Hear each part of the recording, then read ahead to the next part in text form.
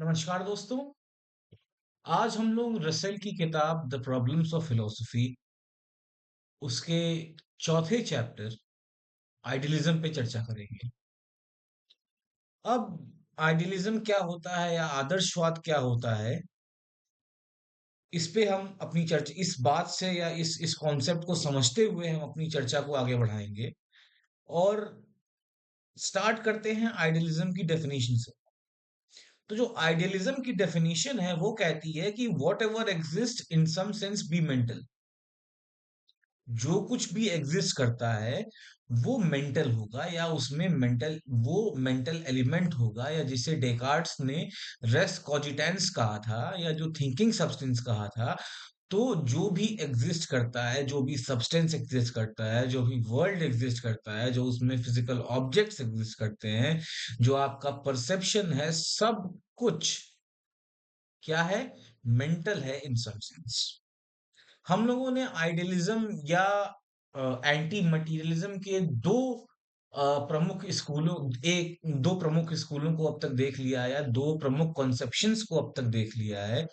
और जो पहला कंसेप्शन था उसे हमने पिछले चैप्टर में डिस्कस किया था, और वो था सॉलिप्सिज्म। सॉलिप्सिज्म ये पोजीशन है कि ओनली माई माइंड एग्जिस्ट, सिर्फ मेरा ही दिमाग और उसकी क्रिएशन एग्जिस्ट कर सकता है।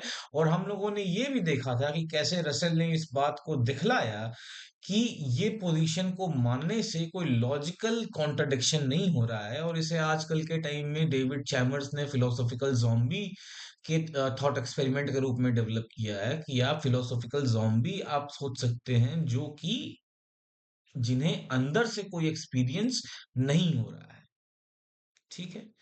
तो आते हैं अपने करंट डिस्कोर्स पे, और वो डिस्कोर्स हमारा है आइडियलिज्म पे। और आइडियलिज्म का जो डिस्कोर्स है या जो कॉन्सेप्ट है वो ये कहता है कि जो कुछ भी है वो मेंटल है। आइडियलिज्म ये जो हमारा कॉमन सेंसिकल व्यू है कि चीजें एग्जिस्ट करती हैं, एक दुनिया एग्जिस्ट करती है, उस दुनिया में फिजिकल ऑब्जेक्ट्स एग्जिस्ट करते हैं जो कि हमारे माइंड से इंडिपेंडेंट हैं, हमारे माइंड से, हमारे मन से, हमारे मन बुद्धि चित्त अहंकार से स्वतंत्र, जिनकी सत्ता है, ऐसी चीजें एग्जिस्ट करती हैं या ऐसी चीजें सत्य हैं। और उनका स्वभाव क्या है? वो मटीरियल है, वो स्पेस में एग्जिस्ट करती है। Previously, Russell argued that physical objects are distinct from sense data, though they are related. Russell ने हमने देखा कि इसके पहले रसेल ने आर्ग्यू किया था कि जो सेंस डेटा है फिजिकल ऑब्जेक्ट्स को लेकर के, वो पृथक है। इसे बड़े ही सुंदर तरीके से एक किताब में समझाया गया है, और उस किताब का नाम है दृग दृश्य विवेक। ये स्वामी भारती तीर्थ की, कुछ लोग कहते हैं द्वारा रचित है, या फिर कुछ लोग कहते हैं कि विद्यारण्य मुनि द्वारा रचित है, और कुछ लोग कहते हैं कि ये शंकराचार्य द्वारा रचित है। तो उसका जो पहला श्लोक है वो बड़ा ही इम्पोर्टेंट है, बड़ा ही समझने योग्य है। और वहां पे एक डिस्टिंक्शन मिलती है हमें कि कैसे जो रूप है उसको देखने वाली जो आंखें हैं वो भिन्न है। आंखों को देखने वाला मन भिन्न है, और मन को देखने वाला साक्षी चैतन्य भिन्न है। हालांकि ये चीजें, ये आप करस्पॉन्डेंस वेस्टर्न फिलोसफी में नहीं लगा सकते, लेकिन हमें क्लियर कट डिस्टिंक्शन मिलता है। वो कहते हैं कि रूपम दृश्यम लोचनम दृक् तदृश्यम दृक्तु मानसम दृश्यादित्य साक्षी दृगेव न तो दृश्यते। कि जो फॉर्म है, जो फिजिकल ऑब्जेक्ट के तौर पे आपको नजर आ रहा है बाहर, वो भिन्न है आपकी देखने वाली आंखों से। वैसे ही जो सेंस डेटा जो आपकी आंखें परसीव कर रही हैं, जिनके कारण सेंसेशन आपको परसीव हो रहा है, जिनके कारण आप सेंसेशंस को समझ पा रहे हैं, वो भिन्न है उस फॉर्म से जो कि बाहर फिजिकल वर्ल्ड में एग्जिस्ट कर रहा है। तो फिजिकल ऑब्जेक्ट्स और सेंस डेटा के बीच में जो पृथकत्व है उसका यहाँ पे प्रतिपादन किया जाता है, ऐसा रसेल ने पहले प्रतिपादित किया है। However, this relation and common sense fail to prove we can know directly the world's true nature. ये जो रिलेशनशिप है हमारे सेंस डेटम के बीच में, हमारी सेंसरी और अपैरेटस के बीच में, और फिजिकल ऑब्जेक्ट्स के बीच में, उसको अगर संबंध को देखें, उसके रिलेशनशिप को देखें और अपने कॉमन सेंस को देखें, तो भी आप ये पाएंगे कि आप जस को तस देख पा रहे हो, ऐसा नहीं है कि आप वर्ल्ड को वैसे देख पा रहे हो जैसे वो है, ऐसा नहीं है। इस बात को रसेल ने पहले अपीयरेंस और रियलिटी के कॉन्सेप्ट से हमें समझा चुके हैं। इसका आप एक छोटा सा एग्जांपल ले लीजिए कि आपके सामने जो टेबल है, वो टेबल आपको लग रही होगी कि वो हार्ड है और उसका टेक्सचर ऐसा है, उसकी बनावट ऐसी है, उसे किसी बढ़ई ने बनाया है, ये सारी बातों पे आप परिकल्पना कर सकते हैं।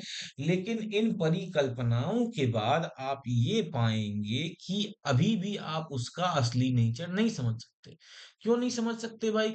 क्योंकि आजकल के दार्शनिकों का जो मत है, जो स्ट्रिंग थ्योरी है, वो कहती है कि 11 डायमेंशंस में या 25 डायमेंशंस में या 28 डायमेंशंस में जो एक स्ट्रिंग है, वो वाइब्रेट करती है और उसी से हमारा जो मटेरियल वर्ल्ड है वो निकल करके आता है। और वो मटेरियल वर्ल्ड जिससे निकल के आ रहा है, जिन एटम से निकल के आ रहा है, वो खोखली है। तो ये हार्डनेस कहाँ से आई? ठीक है।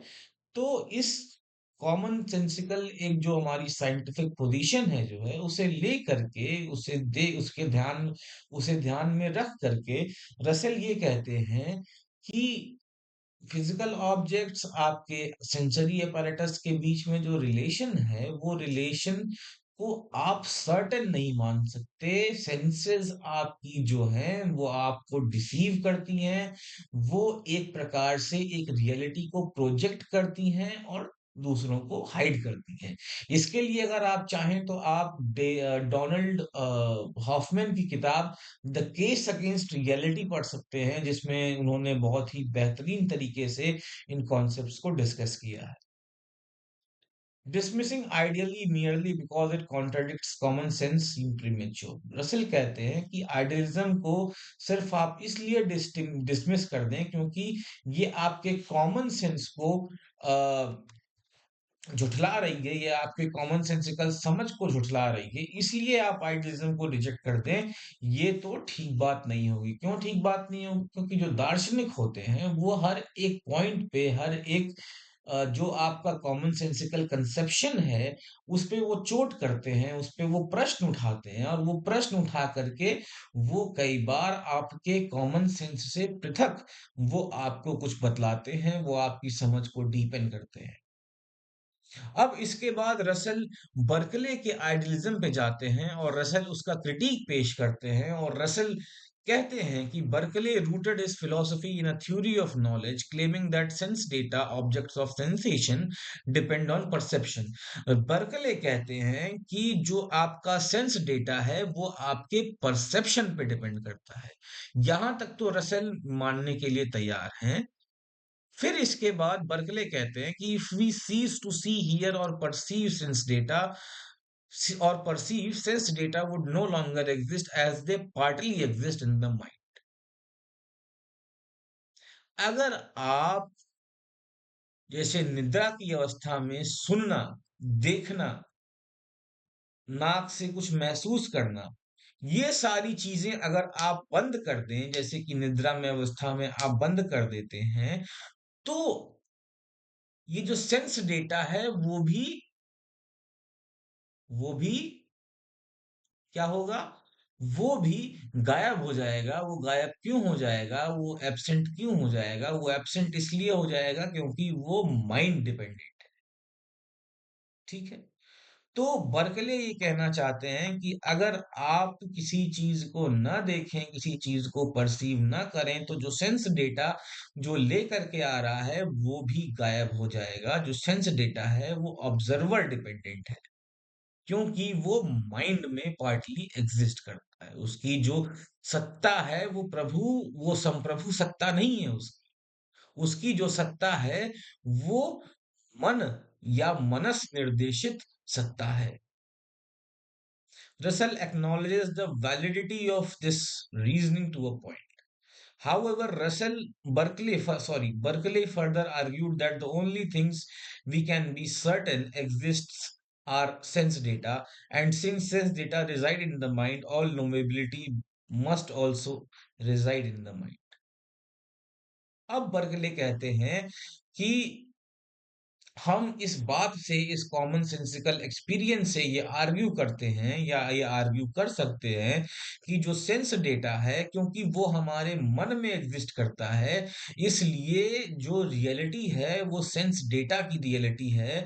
सेंस डेटा से पृथक एक वस्तु जगत की सत्ता नहीं है या वस्तु जगत की रियलिटी नहीं। Consequently, reality becomes a product of some mind and anything not within the mind does not exist।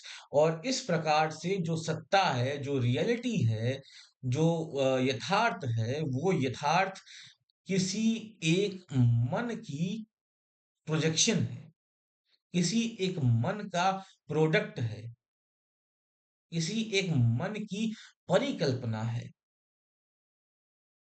और परिकल्पना माइंड के पृथक एग्जिस्ट नहीं कर सकती, और जो चीज माइंड में नहीं एग्जिस्ट कर सकती उसकी सत्ता है ही नहीं। तो ये जो है पूरा आर्किटेक्चर है एक तरीके से, या आर्गुमेंटेटिव पैटर्न है बर्कले के आइडियलिज्म का।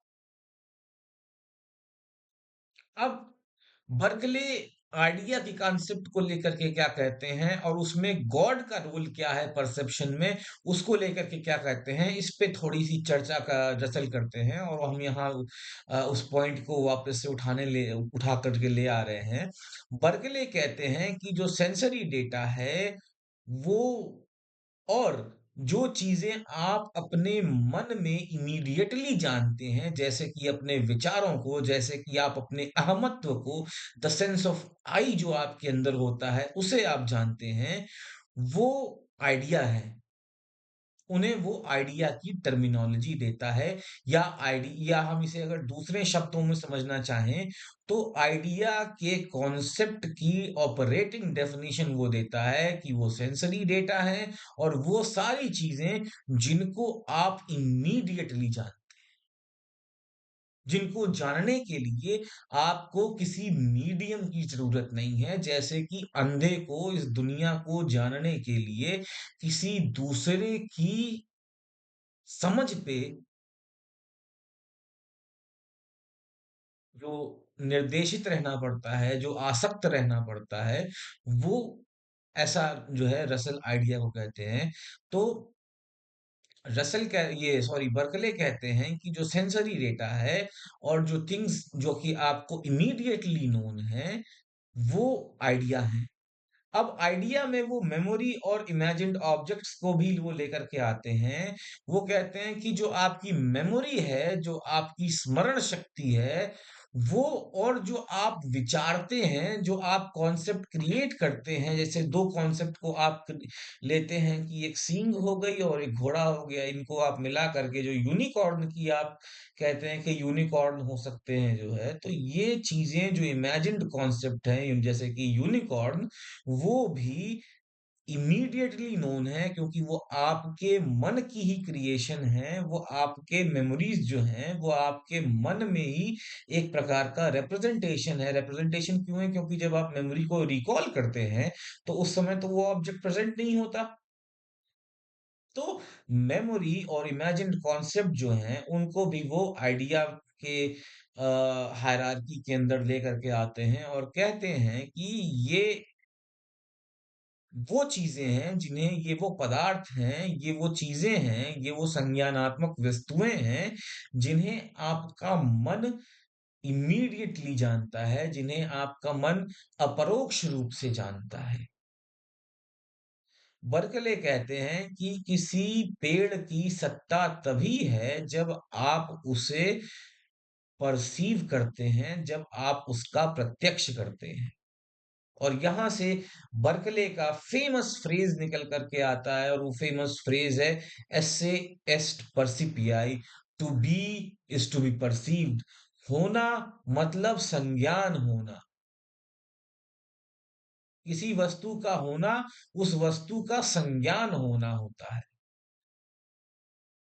अब बर्कले एक प्रश्न जो कि हमारे मन में उनकी इस पोजीशन को सुन करके हो सकता है, उसे उठाते हैं, और बर्कले ये कहते हैं कि क्या हो अगर आप किसी वस्तु को ना देखें, फॉर एग्जाम्पल ट्री को ना देखें।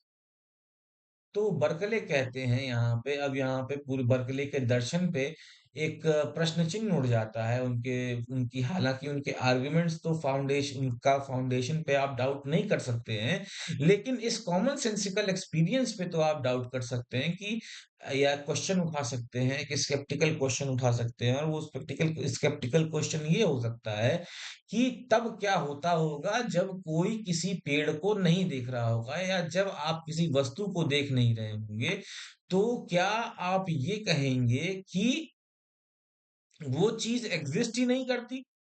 जब आप किसी वस्तु का संज्ञान नहीं ले रहे हैं, तो क्या वो वस्तु एग्ज़िस्ट ही नहीं करती? ये थोड़ा कॉमन सेंसिकल जो पोज़ीशन है उससे विपरीत जा रहा है और बर्कले अपने फिलॉसफी को डिफेंड करने के लिए ये कहते हैं कि जो एक्सटर्नल वर्ल्ड है वो एग्ज़िस्ट तो करती है, लेकिन वो गॉड का आइडिया है, वो परम तत्व का आइडिया है, वो ईश्वर का आइडिया है। इस बात पे आपका मैं फिर से ध्यान लेना चाहूँगा कि ये बर्कले कहते हैं कि ये जो आप वर्ल्ड जो परसीव करते हुए नहीं है, वो एग्ज़िस्ट कर रहा है। किसके दिमाग में एग्ज़िस्ट करता है, किसका आइडिया है वो गॉड का आइडिया है। तो ये वर्ल्ड जब आप इसे परसीव नहीं कर रहे होते हैं, तो ये गॉड के आइडिया के तौर पे ये एग्ज़िस्ट कर रहा होता है। What we regard as real are enduring physical objects or permanent ideas sustained by God's mind. कि जिन चीजों को हम रियल कह रहे हैं, जिन चीजों को हम सत्य कह रहे हैं, जिन फिजिकल ऑब्जेक्ट्स के साथ हम इंटरेक्ट कर रहे हैं, वो सब भगवान के मन में, ईश्वर के मन में, परम तत्व के मन में, परम चेतन तत्व के मन में एग्जिस्ट कर रहा है as an idea in the mind of the god. Our minds share in God's perception, explaining why different individuals perceive the same object variably yet similar.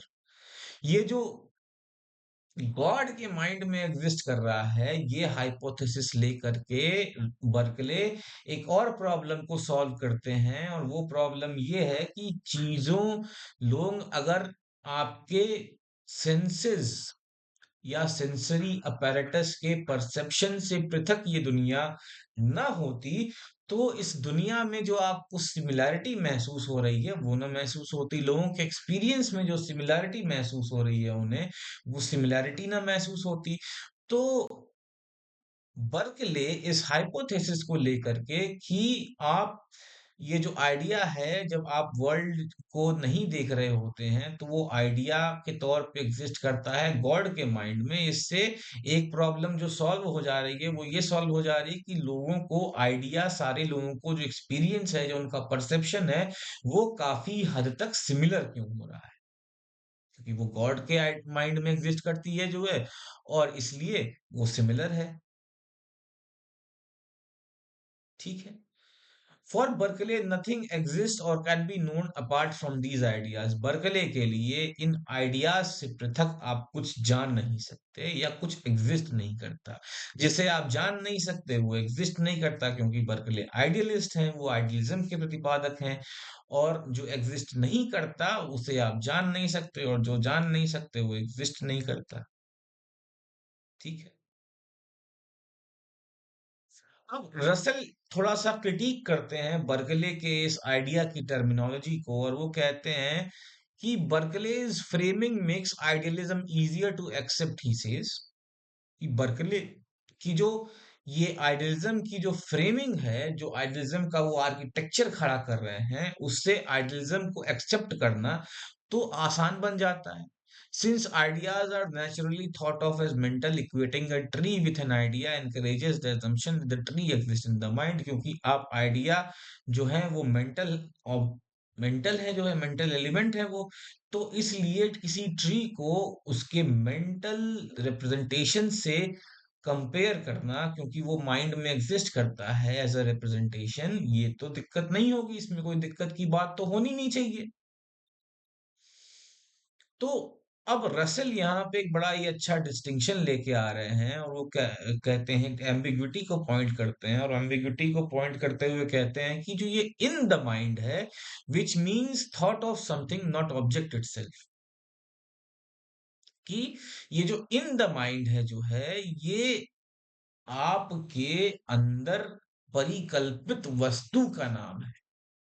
In the mind का मतलब ये वो चीज है जिसके बारे में आपने विचारणा की है, जिसके बारे में आपने मीमांसा की है, और ये ऑब्जेक्ट नहीं है। आपका आइडिया जो आपके माइंड में एग्जिस्ट करता है, वो ऑब्जेक्ट नहीं है। Russell believes Berkeley misinterprets sense data and the physical world. Berkeley treats sense data as subjective, existing only when perceived. तो रसल कहते हैं कि बर्कले ये जो सेंस डेटा है और फिजिकल वर्ल्ड है, इसके बीच में ये जो है, इसके बीच में जो डिस्टेंस है जो है वो उसको धूमिल कर रहे हैं। इसके बीच में जो डिस्टिंक्शन है वो मिस इंटरप्रेट कर रहे हैं। और इस सेंस में बर्कले सेंस डेटा को सब्जेक्टिव मानते हैं, और सब्जेक्टिव मानते हुए जो बर्कले कह रहे हैं कि चीजें एग्जिस्ट करती हैं, वो सिर्फ तब एग्जिस्ट करती हैं जब आप उन्हें परसीव करते हैं। तो ये सेंस डेटा और फिजिकल वर्ल्ड के बीच में जो आप मिस इंटरप्रिटेशन कर रहे हैं, ये उसका परिणाम।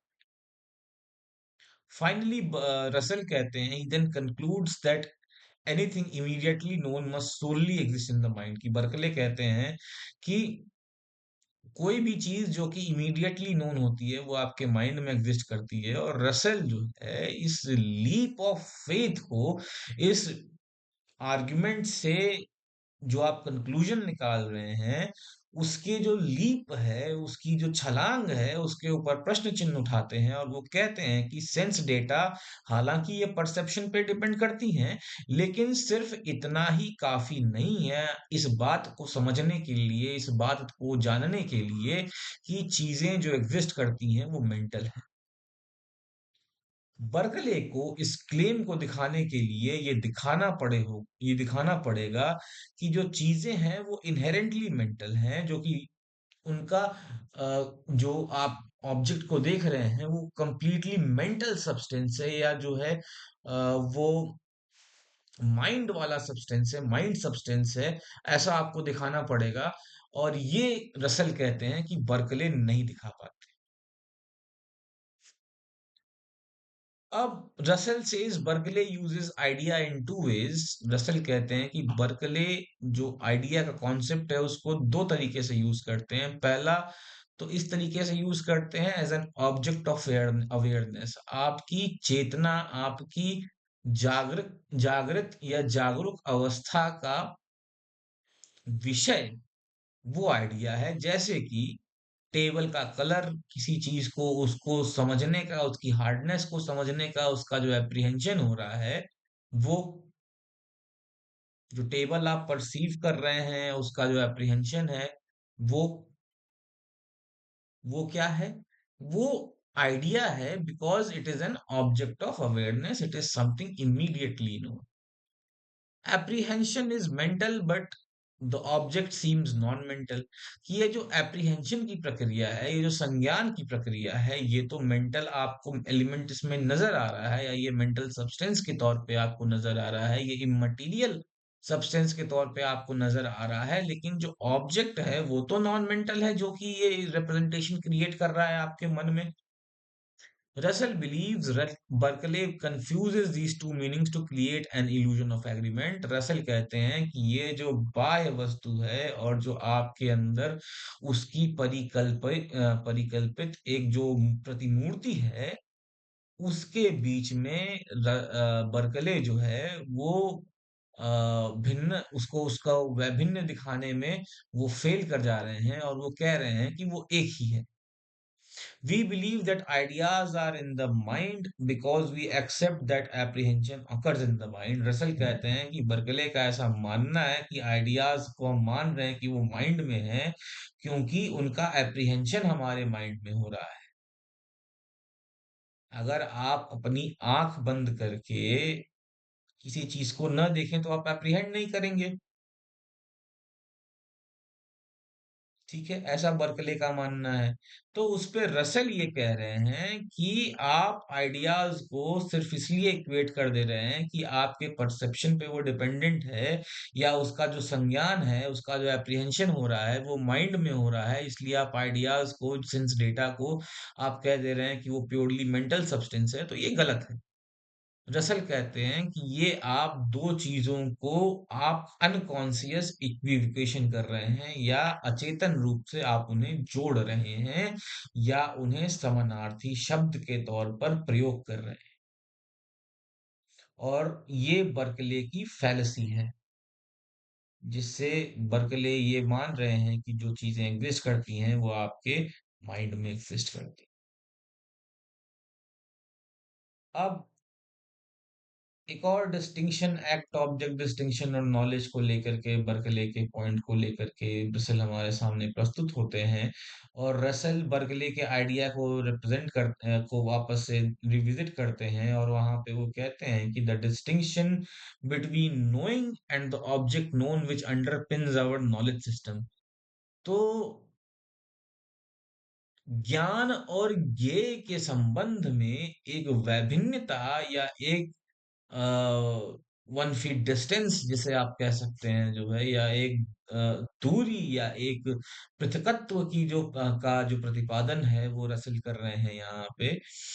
और कह रहे हैं कि object between, distinction between knowing, जानने की प्रक्रिया में, और जो ऑब्जेक्ट जिसे आप जान रहे हैं, ये इन दोनों के बीच जो भेद है ये हमारे नॉलेज सिस्टम की बेसिस है, की बुनियाद है।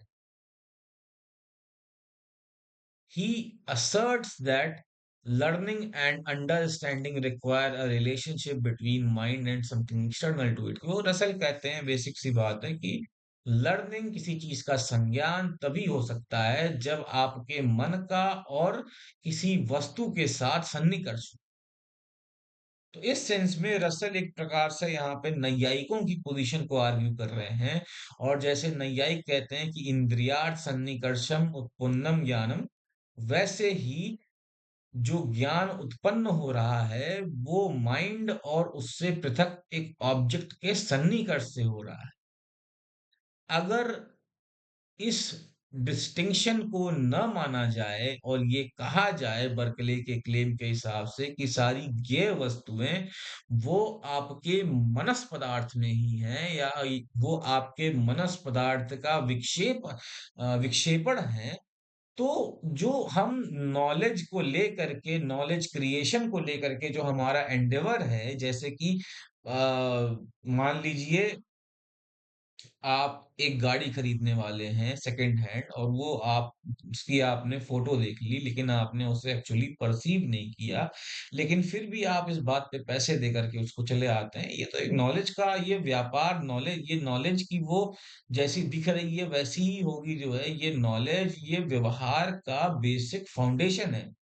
अगर हम मन से पृथक नॉलेज को न माने, तो जो व्यवहार है हमारा वो तो चल ही नहीं पाएगा। दो दोस्त हैं, एक दोस्त दूसरे दोस्त से पैसे मांगता है कि भाई मुझे ये परेशानी है, मुझे दे दो, और ये बात अगर मान लीजिए फोन पे हो रही है, अब मैं उस पे भरोसा कर रहा हूं तभी तो मैं उसे पैसे दे रहा हूं कि वो कष्ट में है। उसकी बात पे मैंने उसके कष्ट को परसीव तो किया नहीं।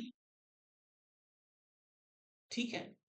तो रसल कहते हैं कि अगर बर्कले की इस बात को मान लिया जाए तो एक बड़ी परेशानी हम लोगों के सामने आएगी, और वो बड़ी परेशानी ये होगी कि जो हमारा नॉलेज का पूरा एंडेवर है वो समाप्त हो जाए। और रसल फिर कहते हैं कि इन द माइंड और बिफोर द माइंड, आपके मन में और मन के सामने होना ये टोटोलॉजिकल है, और ये कॉन्ट्रडिक्शन को लेकर के आ रहा है। इन द माइंड मतलब, और बिफोर द माइंड मन के सामने, ये अगर आप इन्हें इक्विवेलेंट कर देंगे जो है, तो इससे एक टोटोलॉजी उत्पन्न होगी, आप कोई नया ज्ञान नहीं जान पाएंगे, और ये कॉन्ट्रडिक्शन को लेकर के आएगा। Something present to the mind might not actually be in the mind or mental in nature. कुछ जो आप इमीडिएटली जान रहे हैं वो आपके हो सकता है मन में न हो, उसका एक पृथक एग्जिस्टेंस हो। Something present to the mind might not actually be in the mind. कोई चीज जो आपके मन को सामने प्रस्तुत हो, वो आपके मन में भी हो, ये जरूरी हो ऐसा नहीं है। Since knowledge is not limited to mental domain, Berkeley's argument is undermined by this contradiction. Russell denies Berkeley's atheism. Russell कहते हैं कि क्योंकि ये जो नॉलेज है वो सिर्फ मेंटल डोमेन तक ही सीमित नहीं है, मेंटल डोमेन तक ही महदूद नहीं है, इसलिए ये मानना कि इस ये इसलिए ये मानना कि जो सारी नॉलेज है वो आपके माइंड तक ही है, वो सेंसरी डेटा की ही नॉलेज है, वो एप्रीहेंशन की ही नॉलेज है, ये एक कॉन्ट्रडिक्शन को हमें की तरफ हमें ले जा रही है। और इस बात को कह करके रसेल बर्कले के आइडियलिज्म को रेफ्यूट कर। अब रसेल आइडियलिज्म को क्रिटिक करते हैं, और क्रिटिक करते हुए वो एक प्रश्न उठाते हैं कि ये जो आइडियलिस्टिक बिलीफ है आपका, that only what is relevant to our experience can be known and not what can not be experienced is real. Russell ये क्वेश्चन करते हैं आपके जो आइडियलिस्टिक बिलीफ है, वो उस बिलीफ सिस्टम पे। वो बिलीफ सिस्टम क्या है? वो बिलीफ सिस्टम ये कहता है कि वही जो आपके लिए रेलेवेंट है वही एग्जिस्ट करता है, वही आपके एक्सपीरियंस में है, और जो आपके लिए रेलेवेंट नहीं है वो एग्जिस्ट नहीं करता है आपके लिए। ये कहना जो है ये मिथ्याचार है। या ये कहना कि जो आपके लिए नहीं है, ये सॉलिपिस्टिक पोजीशन को आर्ग्यू करना है, और ये रियल नहीं है, ये जो है मिथ्याचार है। He rejects this by emphasizing humans' innate curiosity for practical and theoretical knowledge. तो रसेल एक और आर्गुमेंट देते हैं, और वो कहते हैं कि ये जो इन्नेट क्यूरियोसिटी है आपके अंदर, प्रैक्टिकल नॉलेज को जानना, किसी चीज को सीखना, जैसे आपके अंदर जो एक एक जो डिजायर उत्पन्न होती है, मान लीजिए गिटार सीखने के लिए, तो अगर आपसे पृथक गिटार एग्जिस्ट ही नहीं करेगा तो आप किसको सीखने जा रहे हैं? Nothing genuine is irrelevant to the intellect's drive to understand the cosmos. Hence, human understanding is not limited to experience. ये जो अंदर की क्यूरियोसिटी है, चीजों को जानने की, चीजों को समझने की, ये जो साइंस जिससे आप करते हैं, जैसे कि एक बेसिक साइंस आपका ये हो गया एस्ट्रोलॉजी वगैरह की, कैसे सन अपनी डायरेक्शन बदलता है, कैसे सीजन्स बदलते हैं, ये सबको जानने की जो इच्छा आपके अंदर होती है, ये एग्जिस्ट ही नहीं करती अगर आपसे पृथक एक कोई संसार एग्जिस्ट ना करता। तो रसेल अंततः ये कहते हैं कि ये जो नॉलेज की प्रक्रिया है, ये नोइंग की प्रक्रिया है, ये प्रैक्टिस ऑफ नोइंग की है। ये आपसे पृथक एक वर्ल्ड एग्जिस्ट करता है, और उसमें एक्यूरेट परसेप्शन धीमे धीमे आप जो सीखते हैं बचपन से लेकर के, उसकी प्रक्रिया है, या वो है। तो अब हम इस चैप्टर को कंक्लूड करते हैं, और कंक्लूजन का हमारा पॉइंट ये रहेगा, Russell's critic of idealism and nature of knowledge. तो नो के दो सेंसेस को, दो नो बात, नो एन के एन ओ डब्ल्यू, नो यानी जानना, जानने के दो सेंसेस को, दो तरीके के जानने को वैभिन्न प्रस्तुत करते हैं रसल, और कहते हैं कि one refers to knowing truth, judgments और बिलीफ्स अबाउट फैक्ट। एक जो जानना हुआ, वो जानना हुआ आपका सत्यता को या ट्रुथ को जानना हुआ। ट्रुथ क्या है? जजमेंट है, बिलीफ है अबाउट फैक्ट्स। बिलीफ क्या है? किसी चीज को अगर आप मान रहे हैं कि वो एग्जिस्ट करता है, तो आपका जो बिलीफ है कि वो एग्जिस्ट करता है, अगर आपने उसे देखा नहीं है। किसी असर्शन को अगर आप मानते हैं कि वो ट्रू है, जैसे कि आप मानते हैं मुझसे पृथक एक चांद आसमान में एग्जिस्ट करता है, तो ये जो असर्शन है, इसको आप ट्रू मानते हैं, और यही असर्शन को ट्रू मानना बिलीफ होता है। तो बिलीफ और जजमेंट जो होते हैं, एक तो वो तरीका हो गया जानने का, नोइंग का एक मोडालिटी ये हो गया।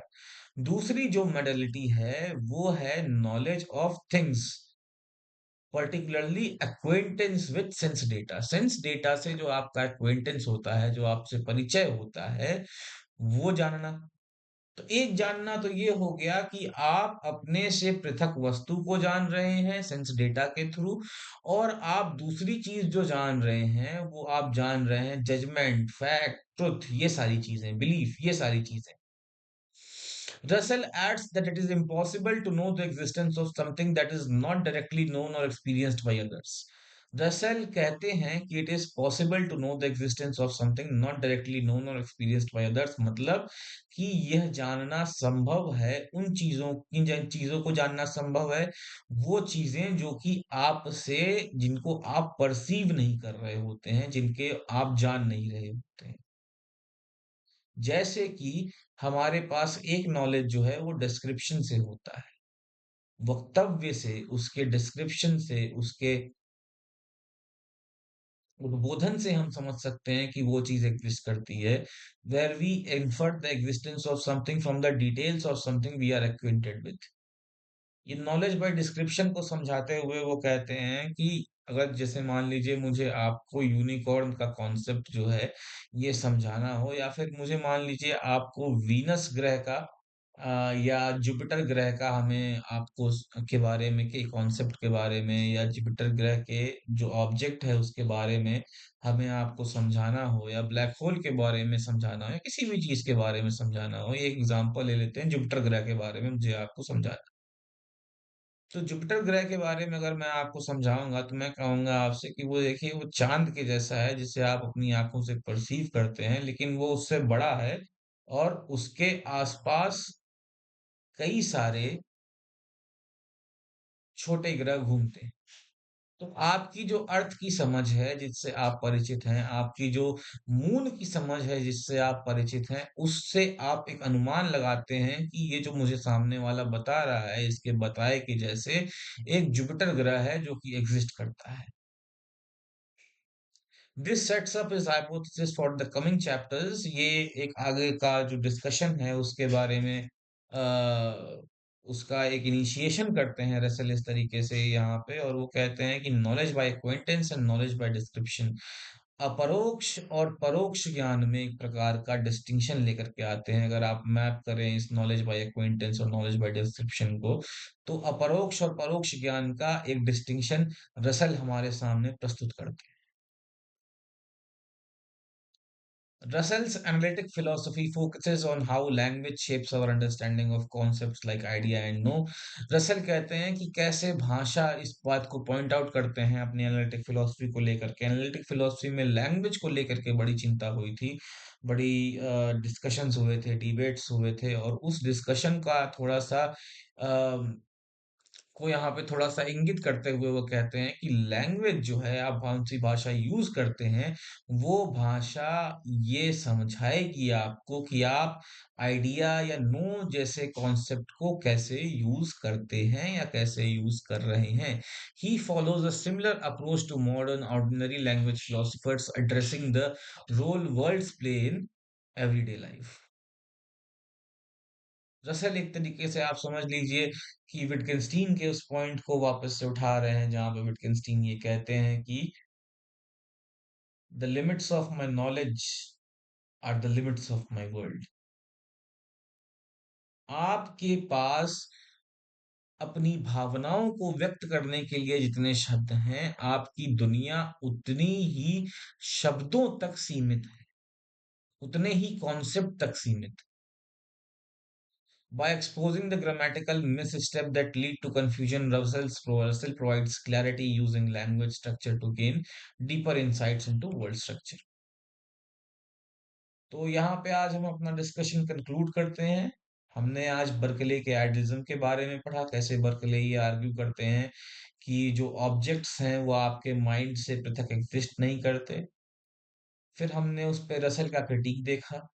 हमने ये देखा कि कैसे नॉलेज 2 प्रकार का हो सकता है, जिसके लिए जिसका एक जो प्लेटफ़ॉर्म है वो रसेल इस चैप्टर में सेट करते हैं, और वो जो नॉलेज है वो 2 प्रकार का, वो है परोक्ष ज्ञान, अपरोक्ष ज्ञान, नॉलेज बाय एक्वेंटेंस और नॉलेज बाय डिस्क्रिप्शन। तो आज के लिए आज का लेक्चर मैं कंक्लूड करता हूँ। आज का डिस्कशन यहीं तक हमारा सीमित रहेगा। मिलते हैं अगले चैप्टर के लिए। तब तक के लिए नमस्ते।